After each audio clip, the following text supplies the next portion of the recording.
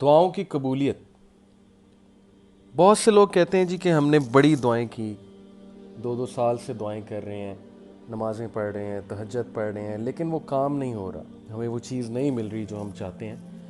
تو اب دعا سے بھی دل اٹھنے لگا ہے، انفیکٹ نماز سے بھی دل اٹھنے لگا. پچھلے دنوں میرے پاس ایک بردر آئے، ان امپلائڈ تھے. اللہ تعالیٰ ڈیفینیٹلی ان کی مدد فرمائے اور سب ان امپلائڈ لوگوں کی مدد فرمائے.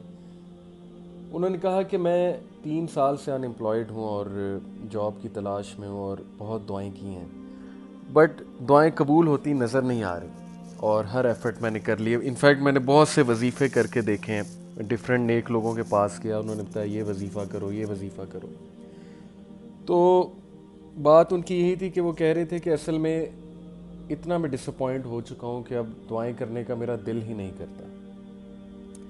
تو میں نے انہیں ایک سمپل سی بات کہی. میں نے کہا کہ بیٹا، دعائیں چاہے قبول ہوں یا نہ ہوں، اور جاب چاہے لگے یا نہ لگے، حتیٰ کہ اگر آپ سڑک کے فٹ پاتھ پہ بھی آ جاتے ہیں اور فقر میں آ جاتے ہیں، اللہ نہ کرے اللہ نہ کرے، اور فقیر کی سی حالت ہوتی ہے، کپڑے بھی پھٹے ہوئے ہوتے ہیں، تب بھی دعا فرض ہے، تب بھی نماز فرض ہے.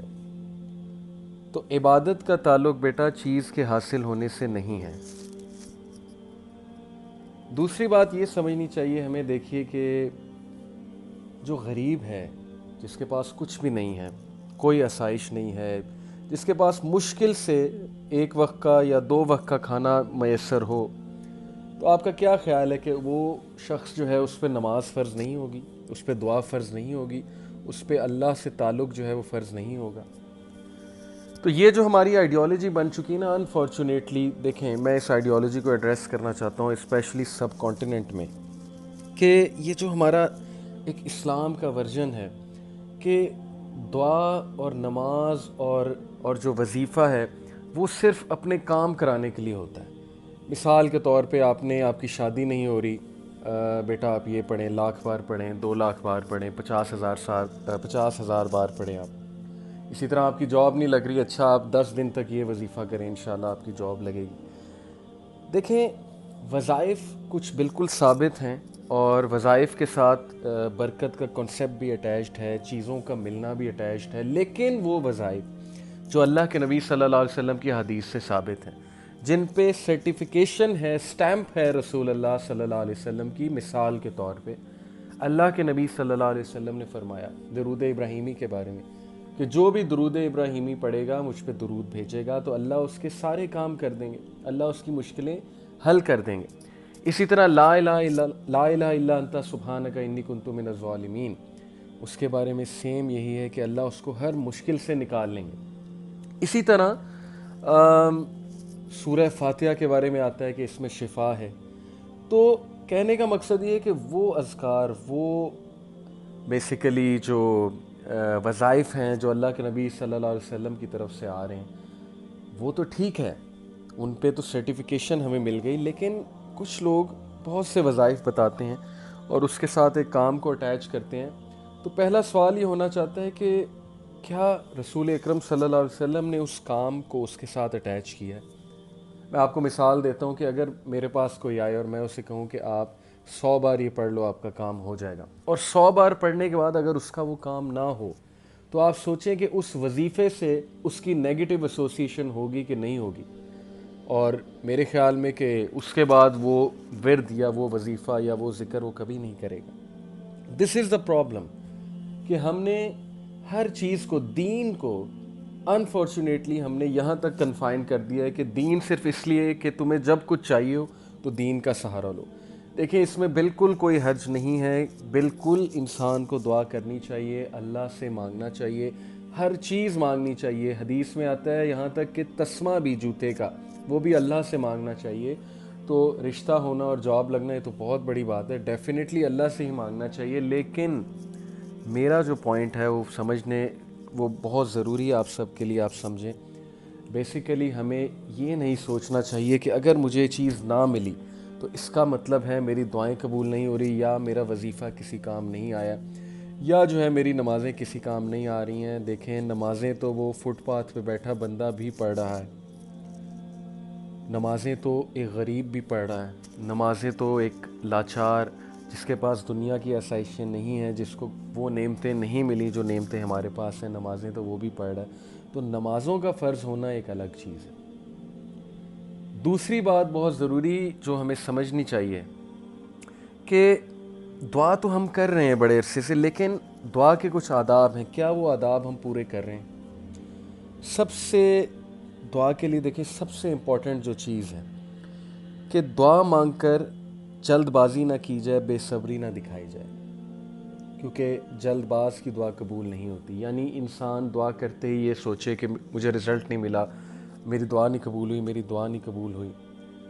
یہ جان لیجئے کہ دعا ضروری نہیں اسی طرح قبول ہو کہ وہ چیز آپ کو مل جائے، رادر اس کی بہت سی شکلیں ہو سکتی ہیں دعا کی قبولیت کی۔ ایک یہ کہ وہ چیز آپ کے لیے بہتر ہی نہیں ہے تو آپ کو نہیں ملے گی، لیکن ریپلیسمنٹ میں ایک اچھی چیز آپ کو مل جائے گی۔ ایک یہ ہے کہ آخرت کے لیے وہ دعا آپ کی سیو ہو جائے گی اور آخرت میں اس دعا کا بہت اجر آپ کو ملے گا، آپ کے گناہ معاف کیے جائیں گے۔ اور ایک یہ ہے کہ آپ کو وہ چیز مل جائے۔ تو یہ تین بیسیکلی شکلیں ہیں دعا کی قبولیت کی۔ اب اللہ رب العالمین کو پتہ ہے کہ آپ کے لیے کیا بہتر ہے، لیکن پہلے مینرز آپ لوگ جو ہے وہ جان لیجئے۔ دعا میں جلد بازی نہیں ہونی چاہیے، دعا بہت سنسیریٹی کے ساتھ ہونی چاہیے، دعا صرف اپنے لیے نہیں ہونی چاہیے۔ یقین کیجئے میرا ایک پرسپیکٹیو ہی چینج کر دیا ایک عالم دین نے۔ میں ایک بار پریشان تھا، ظاہر ہے انسان پریشان ہو جاتا ہے، پرانی بات ہے۔ میں ان کے پاس ایک مسئلہ لے کر گیا، میں نے کہا میں بہت پریشان ہوں، تو انہوں نے کہا آپ دعا کرتے ہیں؟ میں نے کہا جی۔ انہوں نے کہا کہ آپ دعا صرف اپنے لیے کرتے ہیں یا آپ کی دعاؤں میں اور لوگ بھی شامل ہوتے ہیں؟ تو میں نے کہا کہ نہیں، میری دعائیں تو میرے ارد گرد ہی گھومتی ہیں۔ تو انہوں نے کہا کہ بیٹا آپ دعاؤں میں دوسروں کو بھی شامل کیا کریں، دوسروں کے لیے بھی دعائیں کیا کریں، خصوصاً امت مسلمہ کے لیے دعا کیا کریں، اور یہ دیکھا کریں کہ آپ کتنے اچھے حالات میں ہیں، اور فلسطین میں، کشمیر میں، شام میں اس وقت مسلمانوں کے ساتھ کیا ہو رہا ہے، تو ان کے لیے بھی دعا کیا کریں، اپنے دوستوں کے لیے دعا کیا کریں، اپنے گھر والوں کے لیے دعا کیا کریں۔ تو یہ بھی ایک بڑا مسئلہ ہے کہ ہماری دعائیں ہمارے ارد گرد ہی گھومتی ہیں، جبکہ رسول اللہ صلی اللہ علیہ وسلم نے فرمایا کہ جو شخص اپنے دوست کے لیے، اپنے چاہنے والے کے لیے دعا کرتا ہے تو فرشتے اس پر آمین کہتے ہیں۔ تو اگر آپ چاہتے ہیں کہ دوسرے آپ کے لیے دعا کریں اور آپ کو چیز جلدی مل جائے، تو آپ دوسروں کے لیے اچھا چاہیں، دوسروں کے لیے بھی دعائیں کیجیے، بہت ضروری ہے یہ۔ اور اس چیز نے یقین کیجیے میرا پرسپیکٹیو بھی چینج کر دیا دعا کا۔ کیا دعا صرف اس چیز کا نام ہے کہ جو ہم چاہتے ہیں وہ چیز ہمیں مل جائے؟ یہ سوچنے کی ایک بات ہے۔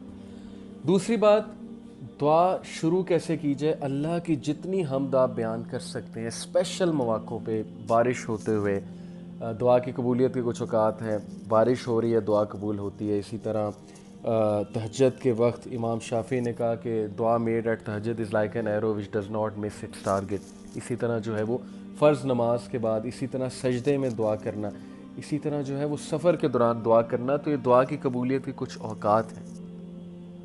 سب سے پہلے اللہ کی حمد بیان کی جائے، اس کے بعد نبی اکرم صلی اللہ علیہ وسلم پہ درود پاک بھیجا جائے، درود ابراہیمی پورا کوشش کریں پورا۔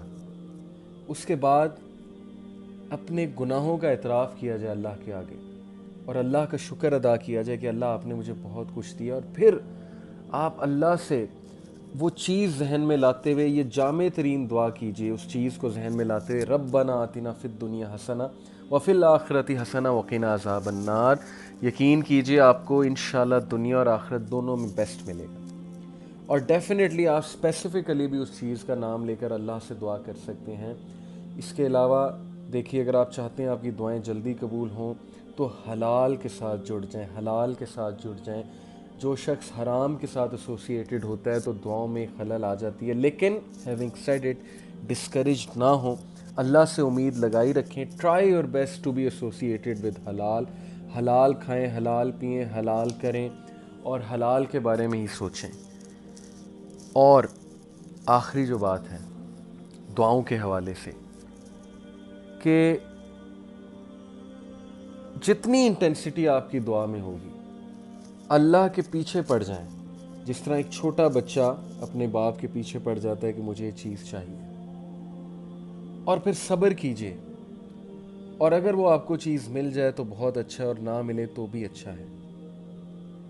اب بات رہی کچھ لوگ کہتے ہیں کہ ہم ان امپلائڈ ہیں، ہماری بڑے عرصے سے دعا نہیں قبول ہو رہی، تو دیکھنا یہ پڑے گا کہ آپ ان امپلائڈ کس لیے ہیں۔ اس سے پہلے کہ ہم دعا کو بلیم کر دیں کہ ہماری دعا نہیں قبول ہو رہی، ہمیں یہ بھی تو دیکھنا ہے نا کہ شاید ہماری کوئی غلطی ہو ہمارے ان امپلائڈ ہونے کی، شاید ہم اس طرح سے محنت نہ کر رہے ہیں، اس طرح سے جاب سیکھ نہ کر رہے ہو، ہم نے بہت سی چیزوں میں ٹانگ اڑائی ہو، ایک چیز پہ فوکس نہ ہو۔